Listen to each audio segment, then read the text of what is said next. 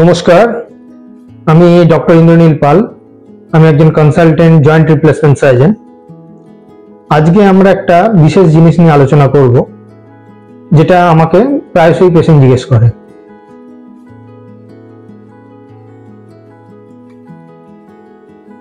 যেটা হলো joint replacement যেটা হবে, তাতে কোন মেটাল বা ধাতু ইউজ করা হবে, কোনটা ভালো হবে ইত্যাদি। মেটাল বা ধাতু যেটা ইউজ করা হয় জয়েন্ট রিপ্লেসমেন্টে, সেটা একটা প্রচন্ড গুরুত্বপূর্ণ ভূমিকা পালন করে।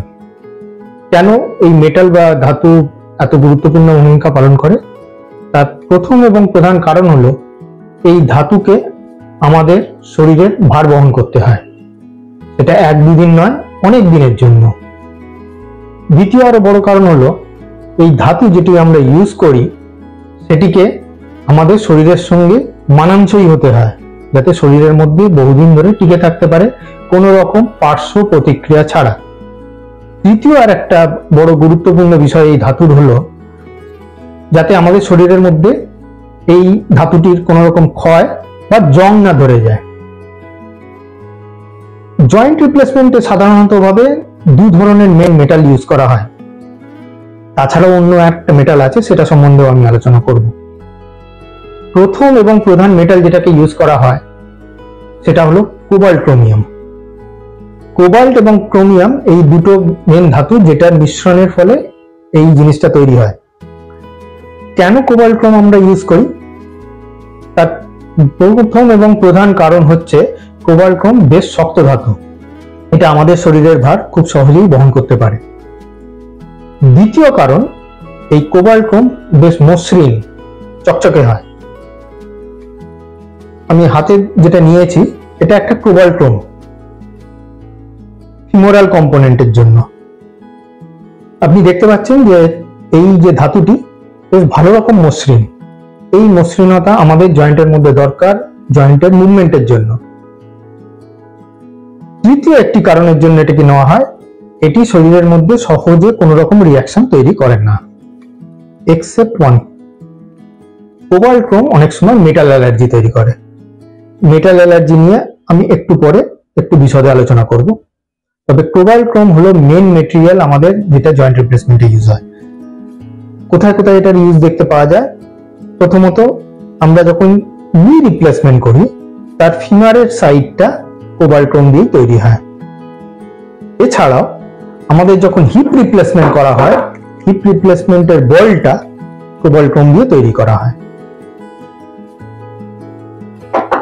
দ্বিতীয় মেটাল যেটা আর একটা গুরুত্বপূর্ণ মেটাল, সেটার নাম হচ্ছে টাইটেনিয়াম। কেন টাইটেনিয়াম ইউজ করা হয়? টাইটেনিয়াম শরীরের মধ্যে সব থেকে ইনার্ট মেটেরিয়াল, মানে শরীরের সঙ্গে কোনো রকম লড়াইয়ের মধ্যে যায় না। দ্বিতীয়ত, এটি একটু নমনীয়। অন্যান্য মেটালের তুলনায় টাইটেনিয়াম খানিকটা নমনীয়, আমাদের নমনীয়তাও দরকার। তৃতীয়ত, এই টাইটেনিয়াম এমন একটা ধাতু যার উপরে বোন তৈরি হতে পারে, যাকে আমরা বলি বোন ইনগ্রোথ, যেটা আমাদের বেশ কিছু ক্ষেত্রে লাগে। টাইটেনিয়ামের মেন আমাদের ইউজ কোথায়?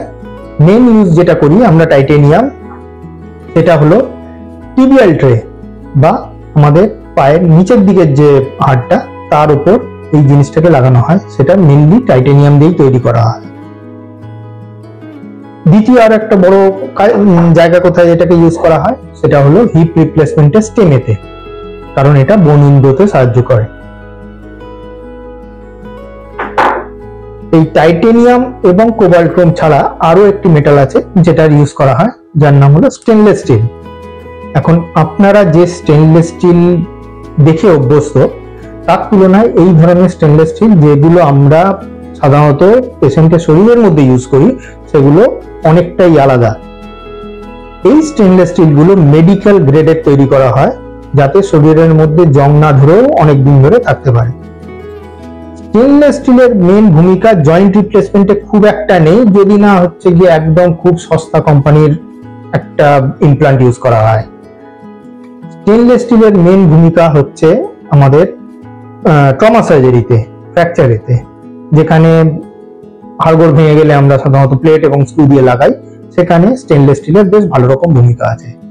এই এতগুলো ধাতুর মধ্যে স্টেনলেস স্টিল হলো সব থেকে শক্ত ধাতু, সেই জন্য ট্রমা কেসেতে আমরা এগুলোকে খুব বেশি পরিমাণে ইউজ করি। এই যে মেন ধাতু যেটা বললাম কোবাল্ট ক্রোম, এই কোবাল্ট ক্রোমে মেটাল অ্যালার্জি হয় বলেছে। মেটাল অ্যালার্জি কি? অনেকে হয়তো দেখেছেন তারা শরীরের মধ্যে বা শরীরের ওপরে কোন রকম ধাতু ইউজ করতে পারেন না, কোন রকম মেটাল কোনো কিছু ইউজ করতে পারেন না। যেমন অনেক মহিলা আছেন যারা চুড়ি পরলে সঙ্গে সঙ্গে গায়ের মধ্যে র্যাশ তৈরি হয়, বা গলায় হার পরলে তখনই আবার আরেকটা র্যাশ তৈরি হয়। তারা এই মেটাল বা ধাতুর কোনো কিছু ব্যবহার করতে পারেন না। এই কিছু কিছু পেশেন্ট, খুব কম সংখ্যক হলেও কিছু পেশেন্টের মধ্যে মেটালের মধ্যে অ্যালার্জি থাকে। যদি কারোর মেটালের অ্যালার্জি থাকে তখন আমরা এই মেটাল খুব একটা ইউজ করতে পারি না। কোবাল্ট ক্রোম আরো এক ধরনের মানুষদেরকে ইউজ করা হয় না, যেমন নাম্বার 1 হলো প্রেগন্যান্সি, আর নাম্বার 2 হলো যাদের কিডনির ফাংশন খুব খারাপ। কারণ অনেক সময় এই কোবাল্ট ক্রোম শরীরের মধ্যে চলে এসে কিডনি দিয়ে বেরোবার চেষ্টা করে, কিডনিটাকে আরো বেশি ড্যামেজ করে। তবে সমস্ত পেশেন্টদের ক্ষেত্রে নয়, যাদের কিডনির ফাংশনের দুর্বলতা আছে তাদের ক্ষেত্রে।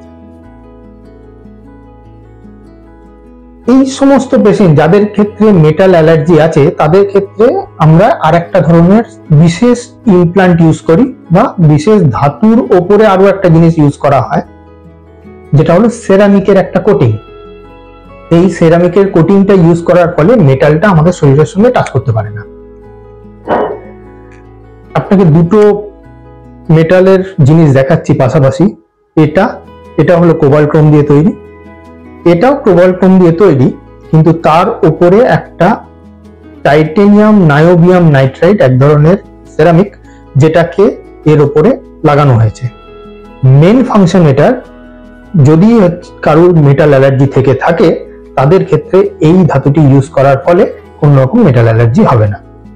কিন্তু মেটাল অ্যালার্জি থাকা মানুষের সংখ্যা 10%-এরও নিচে, ফলে বেশিরভাগ মানুষের ক্ষেত্রে 90% মানুষের ক্ষেত্রে অনায়াসেই আমরা কোবাল্ট ক্রোম হিউমারাল কম্পোনেন্ট হিসেবে ইউজ করতে পারি।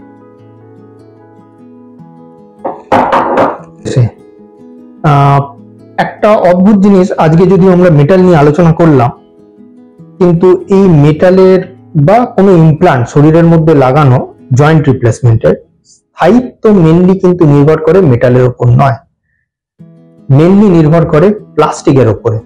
কারণ ক্ষয় বলতে আমরা যা বুঝি, সেই ক্ষয়টা মেনলি হয় প্লাস্টিকের, কারণ প্লাস্টিকটা আরো নরম, ফলে তার ক্ষয় হওয়ার চান্স অনেক বেশি।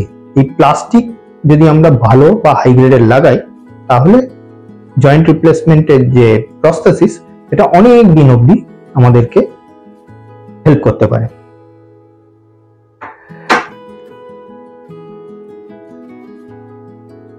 এবারে প্রশ্ন হচ্ছে, একজন ডক্টর কিভাবে নির্ধারণ করেন কোন মেটালটা আপনার পক্ষে সুবিধা হবে, কোন মেটালটা আপনার জন্য একদম ঠিকঠাক? প্রথম জিনিস যেটা নির্ভর করে সেটা হচ্ছে আপনার বয়স, আপনার শরীরের গঠন, তৃতীয় হচ্ছে আপনার কোন রকম মেটাল অ্যালার্জি আছে কি না, আপনার অ্যাক্টিভিটি লেভেল। এই চারটে জিনিস দেখে ডক্টর নির্ধারণ করেন কোন মেটালটা আপনার জন্য সুটেবল হবে।